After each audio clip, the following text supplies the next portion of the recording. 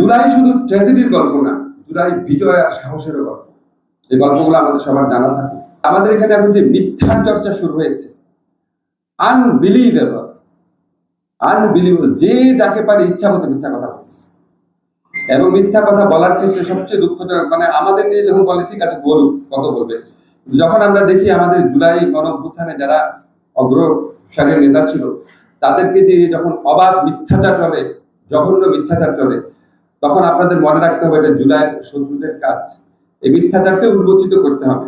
সেই সাথে জুলাইয়ে যারা অগ্রসেনা আছে, আমাদের যারা নেতৃত্ব দিয়েছিল যে তরুণরা, তাদেরকেও আমি এই প্রসঙ্গক্রমে ওয়ার্ন করে দিই, বাবা অনেক কষ্টের পর, অনেক অপেক্ষার পর আমরা তোমাদেরকে পেয়েছি।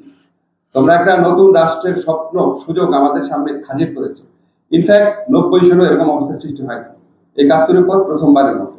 এরকম সুযোগ 50 বছর পর আসছে, আবার হয়তো 50 বছর পর আসবে। তোমরা অনেক বড় বড় দায়িত্ব পালন করেছো, কিন্তু আরো বড় দায়িত্ব পালন বাকি আছে।